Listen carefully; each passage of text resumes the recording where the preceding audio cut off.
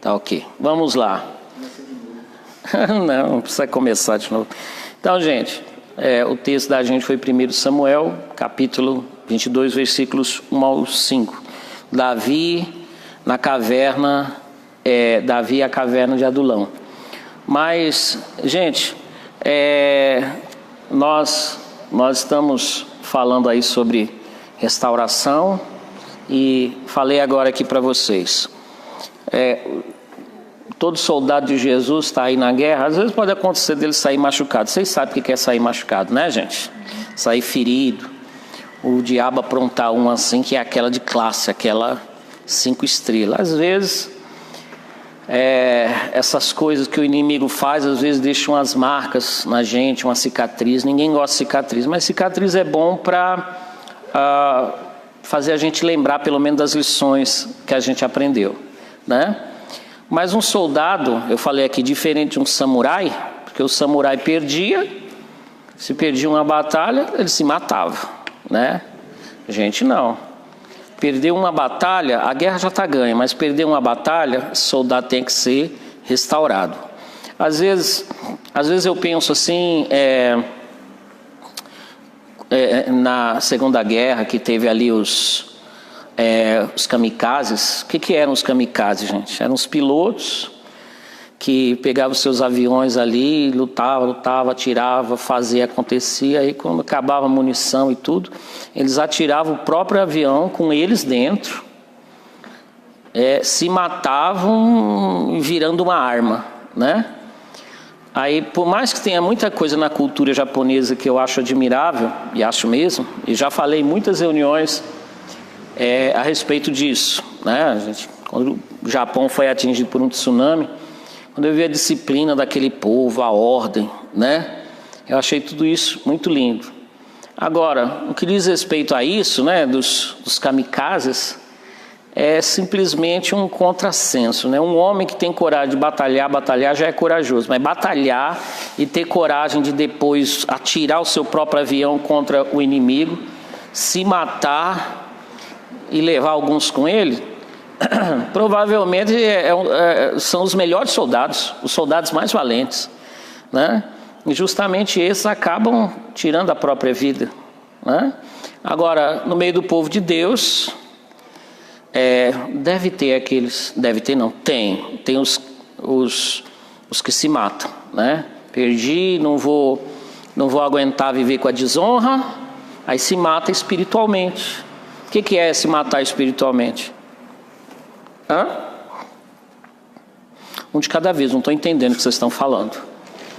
Matar, gente, vocês nunca viram gente que foi atingido, foi ferido, levou um tombo e depois acabou desviando? Se afastar de Deus é se matar, gente. A pessoa prefere isso do que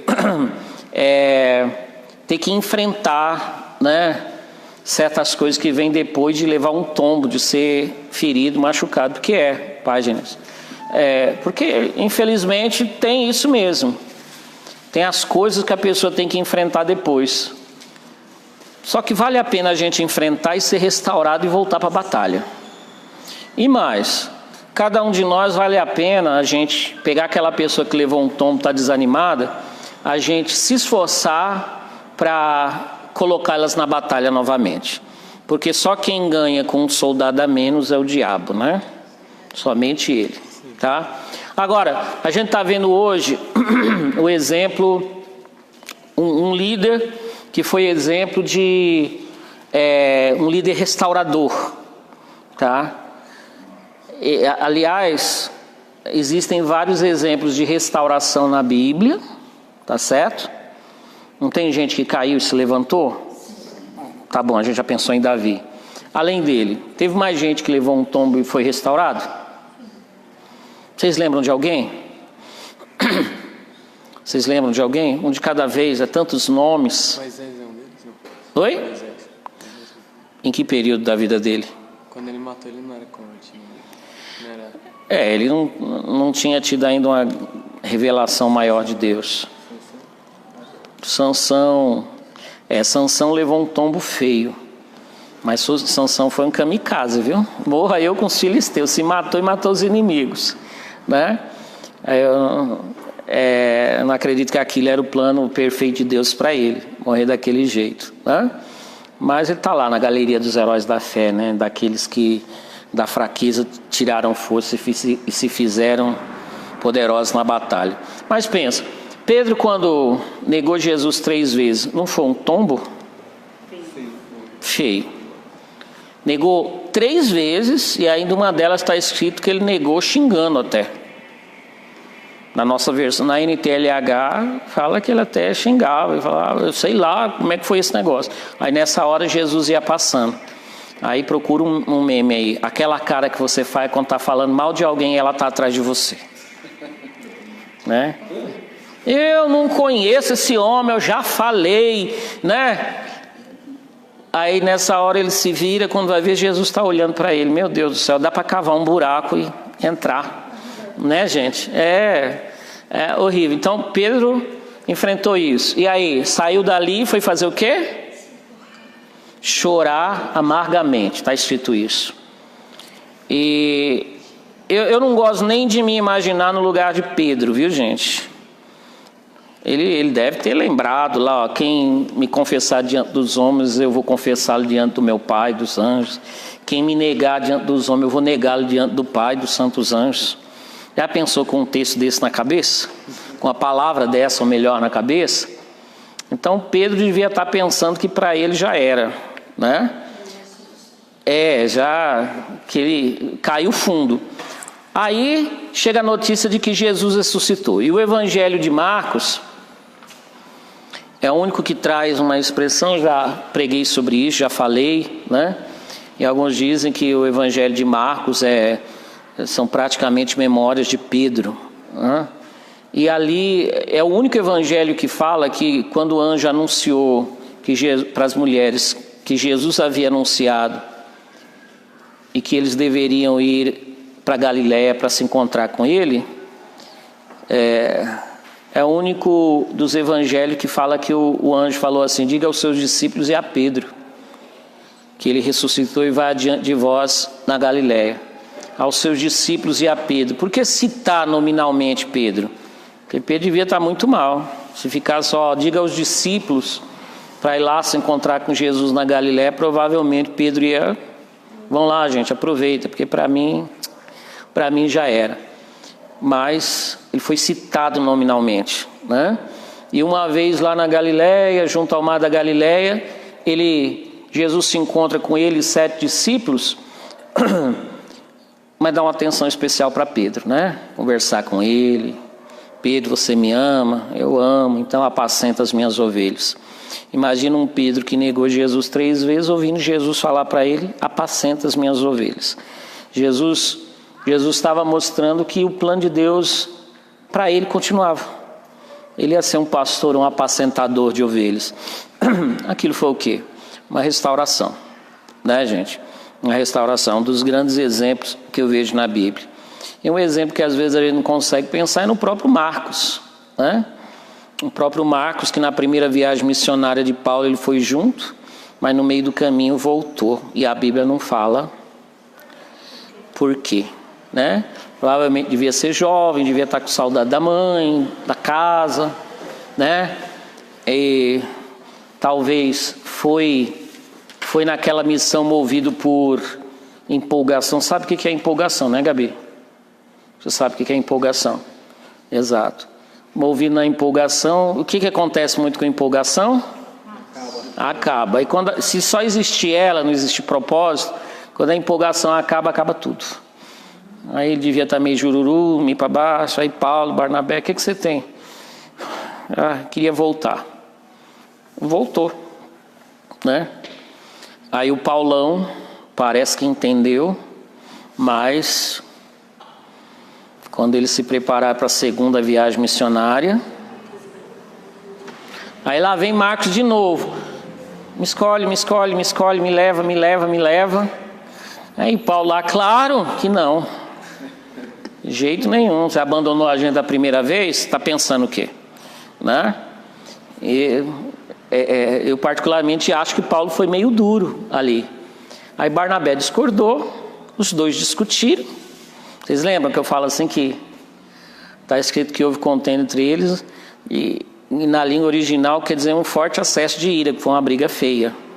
Foi uma briga acalorada, né? E por fim os dois se separaram por causa daquilo. Porque Paulo chegou ao ponto de, não, se ele vai eu não vou, e foi um para cada lado, né? Foi um para cada lado. E Barnabé investiu, e ele separou mesmo de Paulo, e investiu em Marcos. Será que investiu certo? Investiu certo? Claro que investiu certo. Por quê, gente? Porque Marcos foi o primeiro a escrever um evangelho, né? Ele inclusive deu a vida dele por causa da pregação do evangelho. Entenderam? Então foi um grande homem de Deus. Paulo ainda tinha que praticar mais na vida dele aquela questão da graça de Deus. Tanto é que Paulo mais tarde aprendeu e falou para Timóteo, segundo Timóteo, a última carta de Paulo: olha, quando você vier, traz Marcos, porque ele me é útil. E é útil. Essas pessoas turronas é assim. Quando vão reconhecer que estava errado numa coisa, já estão para morrer. Aí dá até medo. Aqui lá eu estava meio errado. Quando vai ver, a pessoa já está com o pé na cova. Que foi o caso de Paulo, né? Poucos meses depois de escrever segundo Timóteo, Paulo foi martirizado, né? Mas no caso de Marcos, a gente viu o quê? Uma restauração, né? E Deus usou quem para restaurar Marcos? Usou Barnabé, que não é à toa o nome dele. Barnabé, vocês lembram o que quer dizer?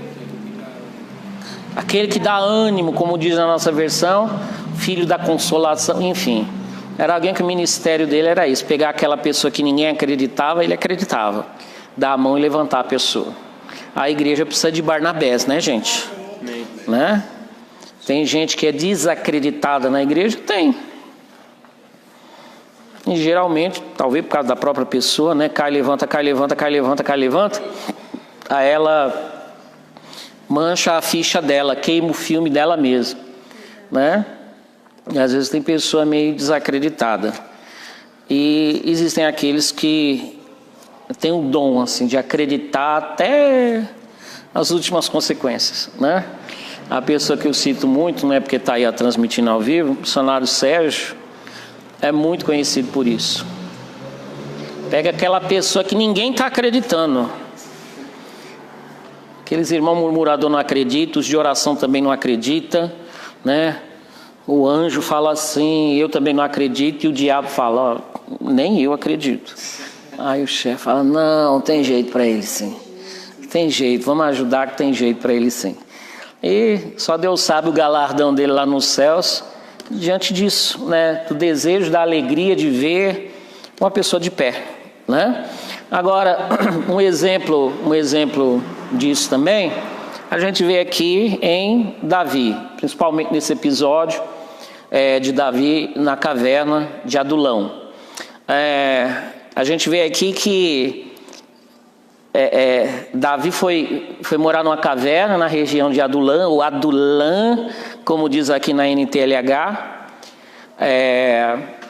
porque ele decidiu se afastar de Saul, porque Saul vivia tentando matar ele, né? Atirando lança contra ele, se arrependia e voltava a tirar lança, se arrependia e voltava a tirar lança. Aí, uma hora Davi falou, é melhor ir embora, porque uma hora vai acertar essa lança, né? E ele saiu de perto, não com raiva de Saul, não com ódio dele, mas para preservar a própria vida. Entenderam, gente? Preservar a própria vida. E ele foi habitar numa caverna. Foi habitar logo numa caverna. E, gente, vocês prestaram atenção no texto. Está escrito que naquela caverna eu acho que não é um lugar bonitinho de morar. Vocês acham que é? O que costuma ter muito em caverna? Morcego, o que mais? Pois é. Então caverna só é bonita nos filmes, aqueles lugarzão bonitão, né? Caverna é bonito para você tirar foto, né? Tem umas cavernas aí que são verdadeiros monumentos. Mas eu não acho que a caverna de Adulão era um monumento, um lugar assim, gente, que palácio, que lugar gostoso para morar aqui. Não. Davi foi morar ali porque precisava mesmo e mais, mas ele estava em processo de treinamento. Não havia, ele não estava ali porque estava com ódio de Saul e falou, vou para longe dessa pessoa. Porque inclusive, gente, a gente tem que saber diferenciar isso também. Existem pessoas que às vezes pegam essa parte da vida de Davi e falam assim, estou me afastando de tal pessoa. Você vê, Davi se afastou de Saul também. Mas geralmente o que as pessoas estão se referindo, sabe ao que é? É assim, está com raiva da Z. Está com raiva da Z, problemas com a Z, aí ao invés de saber lidar com ela e ela lidar com a pessoa, procurar aprender, aí fica magoado, fica com raiva, fica de bico, se afasta, é perigoso dizer. Davi também, Davi uma hora falou, quer saber, Saul? #partiu, caverna de Adulão. Não foi assim. Ele só foi por quê? Não dava mais. Não dava. Saul queria matar ele. Mas, gente, ninguém aqui também é suicida, né? Tem pessoas a quem você tem que manter a distância, principalmente quando sua vida está em jogo. Muitas vezes sua vida espiritual, né? Vida física. Eu, por exemplo, claro que eu acredito um bom casamento, viver junto até que a morte os separe. Mas vocês sabem o que eu penso quando a mulher chega dizendo, apanhei. Aí no outro dia, apanhei. Aí no outro dia, apanhei. Né? Aí numa dessa, é claro que eu não vou tomar decisão no lugar da pessoa. Mas eu também não vou ficar como muita gente que não sabe se colocar no lugar da outra, dizendo, não, aguenta firme, irmã. Aguenta firme, varô. Né? Você apanha, mas apanha firme ali. Não desiste, não. Né? É fácil eu falar isso, não sou eu que estou apanhando. Né? Mas o que eu penso, vocês sabem. Começou a colocar em risco a integridade física da pessoa, a vida da pessoa, cai fora. Ele não está caindo fora porque está com ódio. Às vezes, se ficar junto, vai ficar com ódio. Né? Se ficar vivo, né? E morreu, não odeia mais. Aí, né? Então, tem situações, existe esse tipo de situação. Né, gente? Então, nunca usar passagens como essa, episódios como esse, para querer dizer, não, tem hora, tem que se afastar do Mateus mesmo, esse cara é meio esquisito, tem uma raiva dele, você tem que estar com raiva, então você está errado, tá, gente? Você está com raiva, isso aí não é motivo para se afastar de quem quer que seja, né? Mesmo porque, quem foi que pregou, falou assim, você se afasta de uma pessoa difícil, foi o Jonatas? Isso, é isso mesmo, pastor Jonatas. Um abraço, pastor Jonatas. Ó, cada uma pessoa difícil você se afasta, porque você não sabe lidar, Deus manda mais umas 3, né? Aí é melhor ficar com aquela, porque 3 daquela você não vai aguentar, né? Por isso que exato, pode desistir de ninguém não, porque pior que aquilo pode ficar, se a gente repetir de ano, a gente não passar na prova que Deus deu pra gente, entenderam? Então, Davi foi para a caverna de Adulão, e antes da gente falar de outras coisas aqui, gente, eu acho bonito a honra que Davi tinha com a sua família. Olha aqui, está escrito aqui, quando seus irmãos e o resto da família souberam que ele estava lá, foram ficar com ele. Quem foi ficar com ele? Seus irmãos e o resto da família. Vocês lembram quando teve a reunião na casa de Jessé, né, o pai dele, e que chama seus filhos, chamou todos menos Davi. Ele ficou de fora. Quando Davi chega lá para enfrentar Golias, os irmãos, cala tua boca, rapaz, isso aí é um monstro. Enfim, não acreditavam nele. Agora, eles correm atrás de Davi, vão ficar junto dele. E mais, gente, não é, ai que saudade de Davi. Não. O rei, gente. Saul queria matar Davi, não achava Davi? O que vocês acham? Ia dar um prêmio para a família de Davi? Ia morrer tudo também.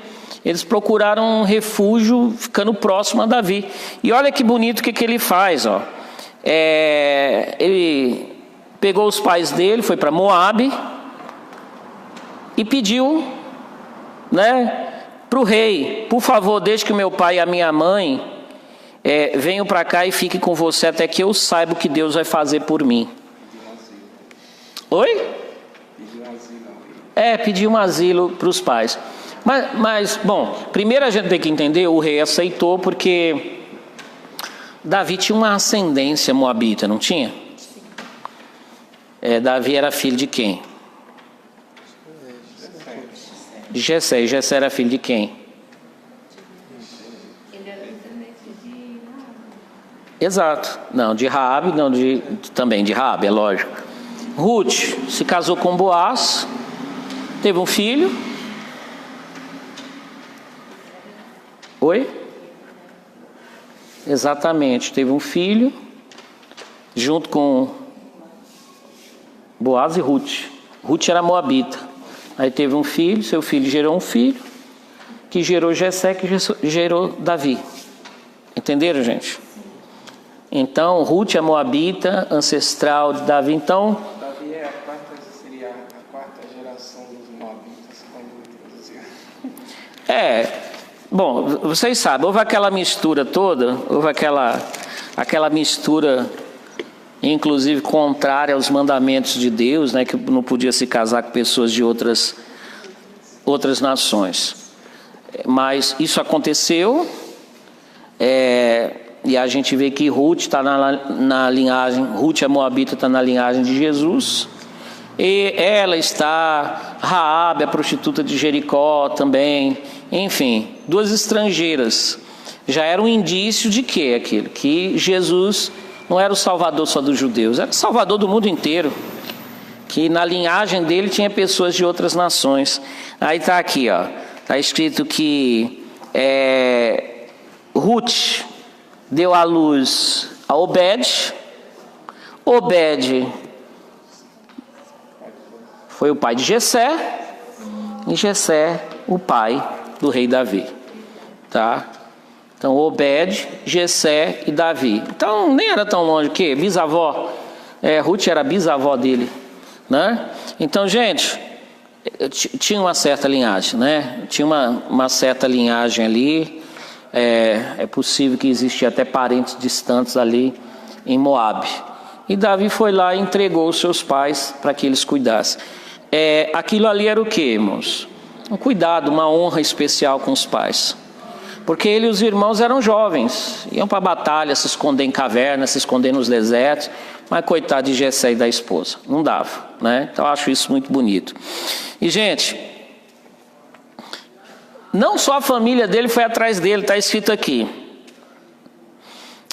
Que foi atrás dele não foi gente que estava tudo jóia, não, está escrito. Olha quem foi se juntar a ele. Os que estavam em dificuldade, endividado, uma equipe boa, né, gente? Insatisfeito. Olha o grupo. E Davi se tornou o líder deles. Então ele não estava ali com a nata do povo, não. Não chegou um para dizer aqui: Davi, eu quero te servir com o meu dinheiro, que eu sou rico, né? Não, chegava gente endividado, lascado, né? E mais, está escrito aqui, insatisfeito. Insatisfeito gosta de fazer uma coisa. O que insatisfeito gosta de fazer? Murmurar, reclamar de tudo. Gente insatisfeita gosta disso. E Davi fez o quê? Viu aqueles homens e fez assim: vaza daqui, vai embora. Pelo amor de Deus, que cambada é essa? Que gentalha é essa que veio se juntar a mim? Não, Davi não fez isso.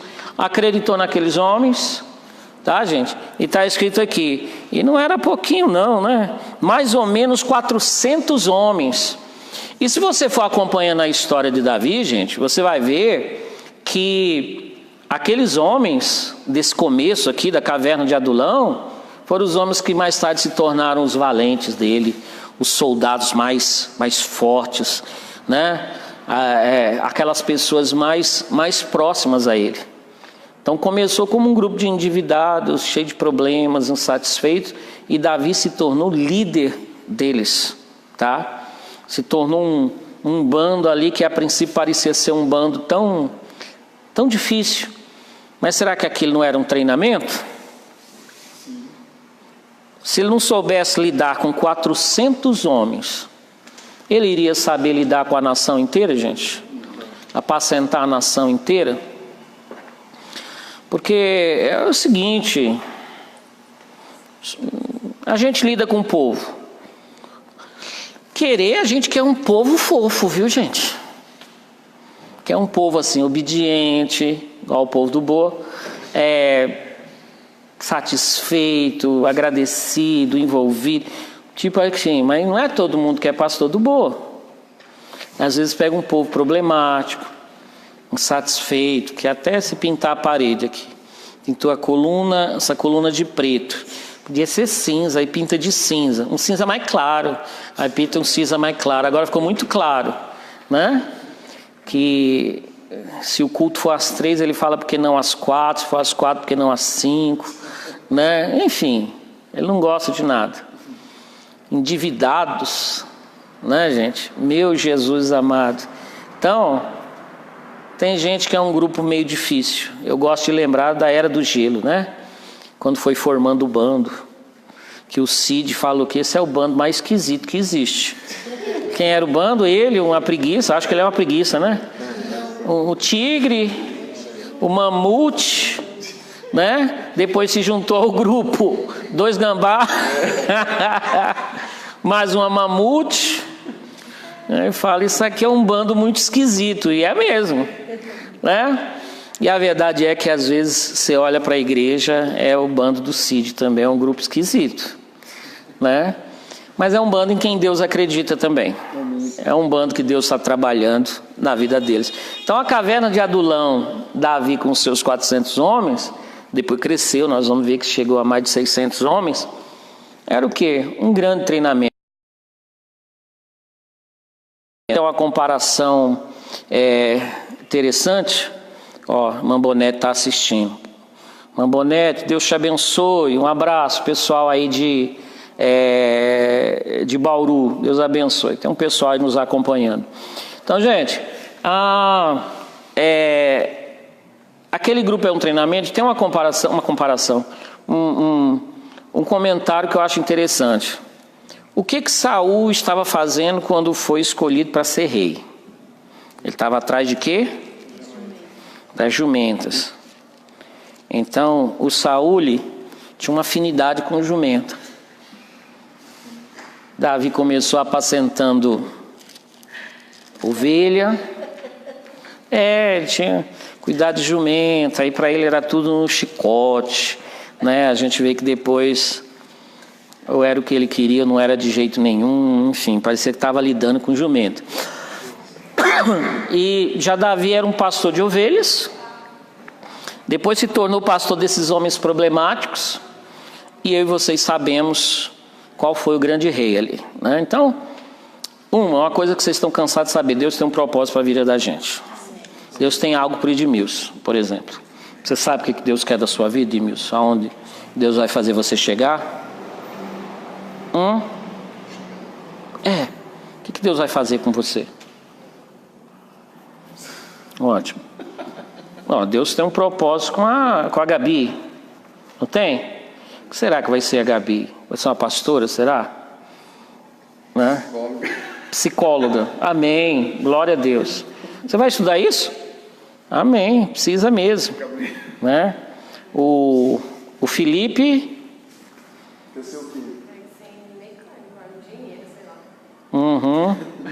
Entendi. Tá, gente, eu sempre falo isso. Propósito de Deus para a vida da gente. Eu falo que tem hora que dá saudade quando isso era uma preocupação no coração das pessoas. O que Deus quer para a minha vida? Para o que Ele me salvou? Né? Para quê? Aí a gente vê muitas pessoas que isso não passa nem pela cabeça. Não, salvou para eu morar no céu, enquanto isso eu vou vivendo, né? Mas Deus tem um propósito para a vida da gente. Sair fora do propósito, a gente fica insatisfeito, né? A gente, enfim, perde o rumo. Mas seja o propósito que Deus tiver para a vida da gente, antes disso Ele treina a gente, tá? Coloca a gente num treinamento. E essa caverna de Adulão foi esse treinamento. Olha algumas coisas interessantes para a gente guardar. Primeiro, esse nome Adulão significa justiça do povo. O que significa Adulão? Justiça do povo. Justiça do povo, né? E quem foi morar lá? Os endividados, os insatisfeitos, pessoas que estavam em dificuldade, né? Foram morar numa caverna, num lugar que significa justiça do povo. Foram se alinhando. Adulão é um lugar de reagrupamento e restauração familiares. Como é que a gente vê isso? Já comentei aqui. Foi ali que os irmãos de Davi, que nem acreditavam nele, os pais de Davi, que nem acreditavam nele nessa área, ali eles se juntaram, né? Ali eles se reagruparam. Ou seja, talvez em algum momento na vida de Davi, a família estava meio de longe, acompanhando, né? Mas chegou um momento que a coisa apertou, e eles também eram alvos da fúria de Saul. E a dificuldade uniu eles, juntou eles. Então a primeira bênção na caverna de Adulão é isso: restauração familiar. Porque a gente está falando de soldado ferido, mas às vezes a ferida está na família também, né? Não tem isso? Às vezes tem ferida na família. A família está completamente desestruturada. Tem marido precisando ser restaurado, filhos, né? Tem filhos que faz anos que não fala com os pais. Às vezes uma ferida se abriu, né? Mas o que Deus quer? Ele quer restaurar a gente, quer restaurar a nossa família, né? Uma base importante para um soldado que está na batalha é isso: uma família abençoada, estruturada, tá? A segunda coisa, Adulão é um lugar de profundidade, né? As cavernas costumam ser profundas. Sabe por quê? Como é que se forma uma caverna? Oi? Quem foi que dobrou isso aqui, hein? Que tá meio difícil assim virar. Você sabe quem dobrou esse negócio? Como é que se formam as cavernas? Então é águas, né? Por isso que toda caverna tem uma entrada e uma saída. O lugar por onde a água entrou e o lugar por onde ela sai, né? Então quando a gente vê uma caverna, olha ali para dentro e não vê o fundo, não quer dizer que não tem.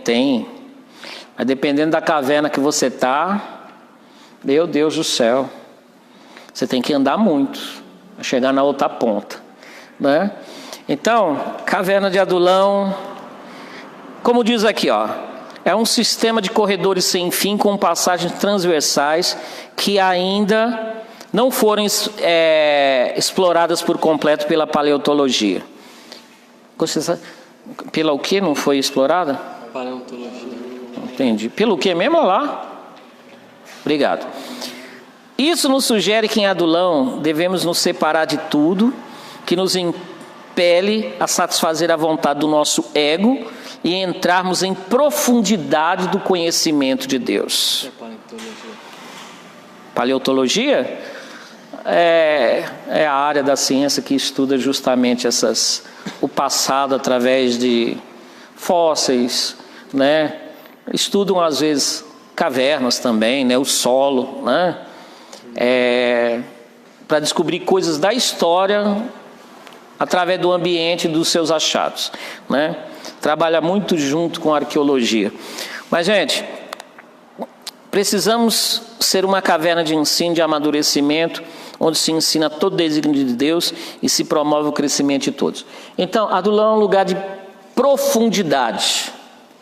Profundidade, vamos ver, para falar de uma forma mais simples. Você entrega a vida para Jesus, você começa você começa uma caminhada nesse sentido. Você conhece a Deus de uma determinada maneira, tem um tipo de comunhão com Deus, mas à medida que o tempo vai passando, tem que conhecer Ele mais, tem que se aprofundar mais. Fala a verdade, a gente começa tendo o conhecimento mais básico de Deus. Deus Todo-Poderoso, Criador dos céus e da terra e tal. Tanto é que quando a gente chega na igreja, a gente tem uma noção de Deus assim, aquele super-herói que tudo que eu orar e pedir Ele vai fazer, né? Porque essa é a noção que a gente tem de Deus. E a gente já teve muita resposta, né? Estava doente, orei, foi curado, aquilo lá foi solucionado, etc, etc. Mas o tempo vai passando, aí um dia você ora, pede uma coisa e não recebe. Ou não é assim? E não é que não recebe.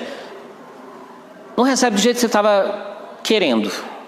Você teve uma resposta, mas não a que você estava querendo. Aí tem muito que se escandaliza, se horroriza, né?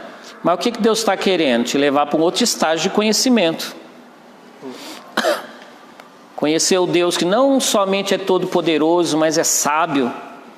Conhece o amanhã, e tem coisa que eu estou pedindo que se Deus me desse hoje, amanhã ia me dar problema. Que Deus é um Deus que toma decisões baseado na presciência dele. Se o Lucas fala assim, eu quero casar com a Lala, me dá a Lala, para começar essa oração é errado, né? Isso é uma macumba. E tem gente que ora assim, Senhor, eu quero fulano, em nome de Jesus. Você pode pedir em nome de quem você quiser. As pessoas têm livre-arbítrio. O negócio de ficar orando, pedindo para Deus mudar o coração da Lala, faz a Lala gostar de mim. É melhor aí levar uma peça de roupa dela, uma fotografia na macumba, fazer um despacho, e ainda assim ela é uma servinha de Deus, nem isso vai funcionar. Mas, digamos que o Lucas faz uma oração dessa, é claro, não vai surtir efeito, não vai acontecer nada. E por quê? Porque Deus sabe que é melhor para ele. Não é a Lala, é outra pessoa. E não estou falando aqui, irmão, vocês já me ouviram falar disso, que eu não estou dizendo que aquelas orações, Senhor, me mostra quem é a pessoa preparada, como se lá no céu tivesse uma lista assim de dupla. Esse é desse, esse é desse e esse é desse. Me revela quem é. Aí isso causa uma agonia em algumas pessoas. Vai que eu digo não para esse é o preparado. Esse é o escolhido. Não dá para ser assim. Porque se tivesse essa predestinação, se eu recusasse aquilo, alguém ia ficar perdido na história. Poxa, eu era o par daquele. Não ficou comigo, ficou com outro. Então tem mais alguém bagunçado, avulso. É verdade. Não, gente. Isso aí de Deus é o seguinte. Isso aí de Deus é Deus saber o amanhã. Que às vezes o que você vê da pessoa hoje, você está muito enganado, que amanhã vai ser tudo diferente. Então quando uma pessoa ora, ela não está, nesse sentido, não está pedindo revelação de uma predestinação de Deus, do preparado, não. Porque muita gente já casou assim e falou, não sei o que deu errado. Deus me revelou através de 3 vasos e 5 profetas que era aquela pessoa. A questão não é essa não, gente. A questão não é revelar através de vasos, disso ou daquilo. A questão é a gente orar, se manter submisso à vontade de Deus, coração aberto e olhos abertos, para ver que às vezes a resposta que Deus dá, eu tenho que estar com os olhos bem abertos, para entender. O Lucas já está namorando com a Natália. Abraço, Natália, Deus te abençoe. Tá convidado para vir no estudo aqui, mas tudo bem, amizade é a mesma. Aí, gente, se o Lucas um dia ouve uma mensagem como essa, fala, põe esse namoro nas mãos de Deus, orar, Senhor, faz o que é melhor para nós. E não aquele tipo de pessoa desesperada que fala, Deus me livre, se meu namoro acabasse, eu me matava. Né? Não, sem tal pessoa eu não vivo. Né?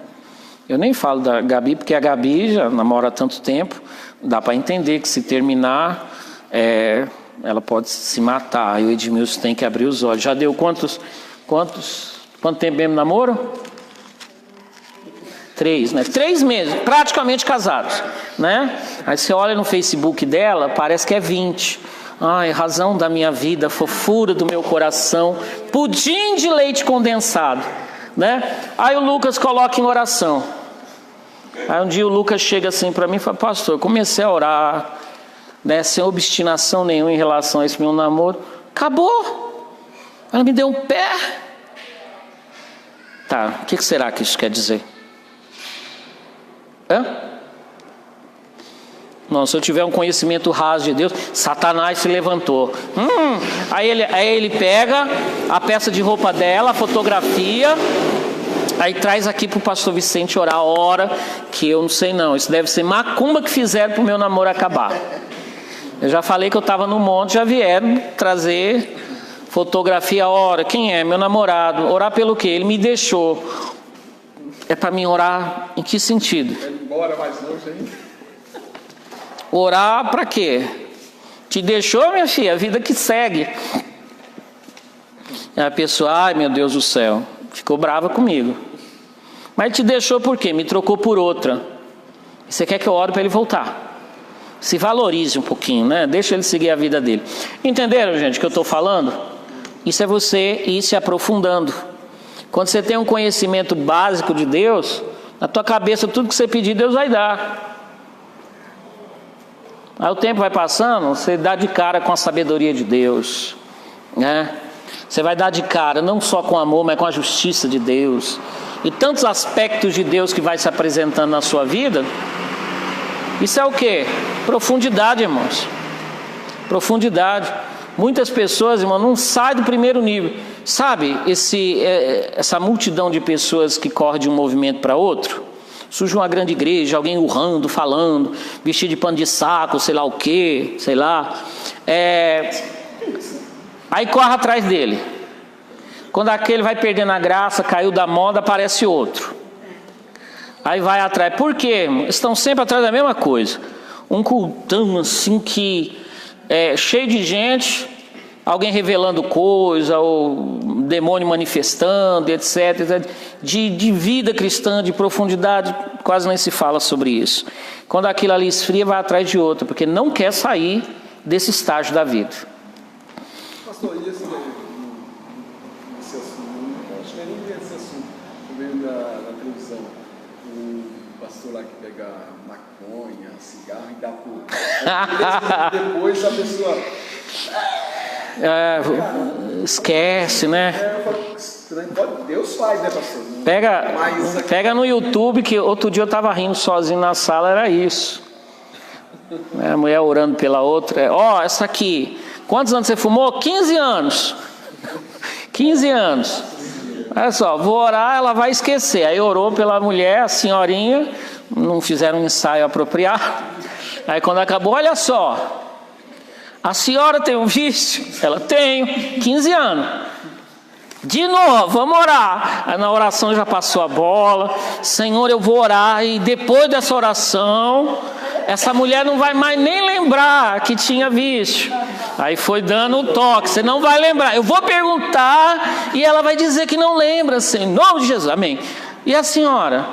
A senhora já teve vício? Não. A senhora não lembra mais? Não, não lembro mais. Não lembra que foi viciado? Lembro, 15 anos, mas agora eu não sou mais.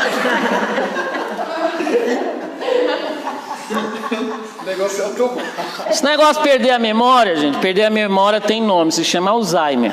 Tá, gente? Vai perdendo a memória e tudo bem. Então, não fale de perder memória. Entenderam, gente? Mas as pessoas gostam desse tipo de coisa. Ô, gente, nada como você ir crescendo no seu conhecimento de Deus. Adulão fala de profundidade. Adulão fala de profundidade. O que isso tem a ver com restauração de soldados feridos? Meus irmãos, gente, não teve um soldado mais ferido do que Jó. E quando acabou a aprovação de Jó, que tudo que Satanás fez com ele, um abraço, pastor Daí, Deus abençoe, em nome de Jesus, está nos assistindo. Gente, E depois daquilo tudo, como é que Jó saiu dizendo, estou decepcionado, viu? Cadê esse Deus? Mais 10 filhos meus, perdi tudo, não. Ele fala, olha, bem sei que tudo podes, nenhum dos seus planos pode ser frustrado. Na verdade eu te conhecia só de ouvir falar, mas agora os meus olhos te veem. Ele saiu daquilo com uma revelação mais profunda de Deus. Então quando a gente ajuda os soldados feridos, gente, eles vão ser pessoas mais espertas, com certeza, e mais profundas na sua vida.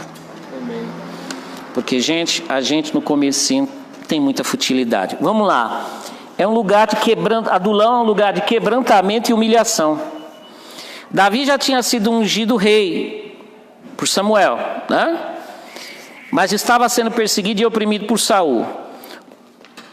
E teve que fugir para preservar a vida. A caverna de Adulão era um lugar comum, sem nada de especial, sem beleza alguma.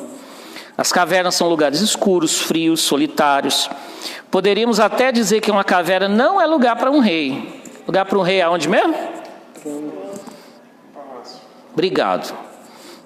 No palácio. Se Davi estivesse em um palácio, mais pessoas estariam naquele momento com ele, e com certeza não era os lascados que estavam lá com ele.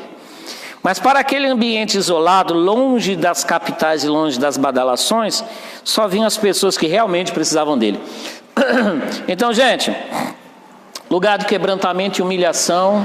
Por quê? Porque se Davi se deixasse levar pela emoção, ele ia dizer, Samuel mentiu. Que negócio é esse? Me unge, diz que eu vou ser rei de Israel. Eu venho parar numa caverna, né? Ele poderia pensar esse tipo de coisa, mas ali, irmãos, Deus estava fazendo o quê? Humilhando, quebrantando. Porque não é isso que a Bíblia fala, que Deus faz? Que Deus pega o exaltado e quebranta ele, humilha ele.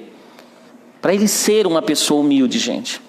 Aliás, todo aquele, irmãos, que vai assumir liderança de alguma coisa, ele tem que ser humilde. Entenderam? Alguém que se colocar ele para assumir algo, ele empina o narizinho e... Agora o Sabiá vai cantar diferente aqui, viu? Tá? Me respeita que agora o reverendíssimo, o adocicadíssimo,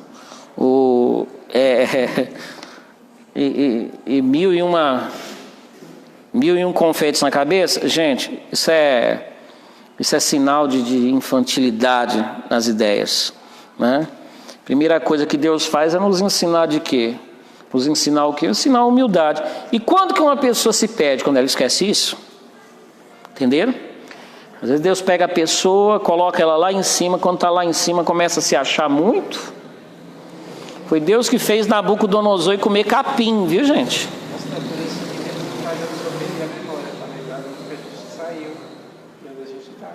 Exato. Nem no céu vou perder a memória, tá, gente? Lá no céu não perco a memória, não. Senão lá no céu vai ser um bando de doidos assim. Quem é você? Não sei. De onde você veio? Não sei. Qual é o seu nome? Faço nem ideia. Tem gente que acha que no céu vai deletar a memória da gente. Sai fora, não faz isso comigo, não. Entenderam, gente? Não, perde sentido, tá? No céu eu vou encontrar o Genilson, assim, falar Genilson, aí ele vai mostrar a pedrinha com um novo nome, e eu vou chamar ele muitas vezes de Genilson ainda até eu acostumar com o novo nome. Entenderam? Mas, gente, voltando aqui, quebrantamento. É uma lição também para os soldados feridos, tá? Um soldado ferido, ele está no caminho da restauração quando ele se humilha. Porque tem gente que leva a tomba e não abaixa a crista, né? Tem gente que está lascado, caído, está lá, está mal e ainda está assim. Poxa, essa igreja aqui, pelo amor de Deus, esse pastor, sei lá o quê. O mundo está errado, só não é ele. Só não é ele. Eu gosto da oração de confissão de Davi, que é o Salmo 51. É uma oração de quebrantamento mesmo. Contra ti somente pequei e fiz o que aos teus olhos parece mal. Ele não fala de pombagira, ele não fala também essa mulher tomando banho pelada. Eu sou homem, né? Ele não culpa nem o diabo, nem Batsebalho, culpa ele. Eu errei contra ti somente eu errei. Entenderam? Isso é o quê? Quebrantamento. E tem muita gente estrupiado e fica lá ainda estrupiado, sabe por quê? Porque não se humilha, tá bom? Quinto, fica aí com a gente. Esses outros aqui vocês vão acompanhar em casa, mas Adulão é um lugar, paradoxalmente, Adulão é um lugar de reis. Ao mesmo tempo que é um lugar de humilhação, é um lugar de reis. Apesar de já ter sido ungido rei, Davi não tinha qualquer experiência de governo. Precisava primeiro aprender a governar a si mesmo. Governar a sua casa e cuidar daquele grupo de homens que o procuraram para apoio pessoal e liderança. Adulão é um lugar de estágio para reis. Tá bom? E todo aquele que pensa que porque recebeu uma promessa. Pastor Zé Carlos está lá nos assistindo. Deus te abençoe, pastor Zé Carlos. Pastor Zé Carlos é gente boa. Escreve algo aí que eu vou passar para o pessoal aqui. Tá bom, pastor Zé Carlos? Você é um cara muito chique, muito legal. Tá bom? Tá, escreve. O pessoal aqui está esperando você. Deus te abençoe, pastor Zé Carlos. Gente boa esse cara. Está me devendo, não paga e está aí. Brincadeira, está devendo não. Eu que estou devendo para ele. Vamos lá. Então é lugar de reis. Mas que reis? O infeliz mandou uma carinha rindo. É isso que vocês significam para esse pastor que esteve 8 anos aqui com vocês, tá? Comendo do pirão que vocês faziam. Pastor Zé Carlos, é isso que você manda. É lugar de treinamento de reis, tá bom? E em casa vocês vão estudar os próximos, né? É um lugar de refúgio para soldados feridos. E 6, 7, 8, 9 e 10. Adulão é um lugar de refúgio para soldados feridos. Nesse sentido, cada um de nós. A igreja tem que ser a caverna de Adulão. E eu tenho que ser caverna de Adulão. Eu tenho que ser um lugar de refúgio para essas pessoas machucadas. O que mais? Soldados em aperto, como diz aqui. Endividados. Soldados amargurados de espírito, como diz na atualizada. Soldados amargurados de espírito. E foram ali para quê? Foram ali para aprender com Davi, que quando o rei Saul, vocês lembram? Numa outra caverna, que está escrito que Saul estava perseguindo Davi, aí não sabia que Davi e seus homens estavam na caverna, eles foram lá para o fundo. Aí está escrito que Saul foi na caverna para fazer o quê? A corrigida fala que era cobrir os pés, mas acho que de 95 para cá já mudaram esse negócio. A atualizada fala que foi aliviar o ventre. A nossa fala o quê? Atender necessidades. As próximas versões eu estou com medo como é que vai sair. Foi cada vez ficando mais claro. Enfim, ele foi lá, usar o banheiro. Quando estava ali, gente, os amargurados de espírito já falaram para Davi: Davi, esse é o dia que o Senhor diz: eu estou te entregando teu inimigo na tua mão. O coitado lá, naquela posição que Napoleão perdeu a guerra, ali era só chegar e matar. Ao invés disso, Davi vai se esgueirando naquela escuridão. O homem era ninja, não era não, gente? Porque teve outra vez que ele entrou na tenda de Saul e Saul não viu. O homem era ninja. Ele soltava o pozinho lá, a fumacinha, e ficava invisível. Aí entrou ali, cortou um pedaço do manto de Saul e voltou. Os homens tudo: cadê? Matou o homem? Não, arranquei um pedaço da veste dele. Tudo isso, Davi, coitado, vai sofrer. Os amargurados de espírito estavam entendendo que eles não estavam lidando com um líder amargurado. Saul sim era um amargurado, mas Davi não era, Então Adulão é lugar de gente amargurada se curar, porque gente amargurada não pode liderar nada, pode? E por fim, isso é para casa, tá? Adulão é lugar de mudança de reino e liderança. Amém? Vamos ficar de pé, gente, em nome de Jesus.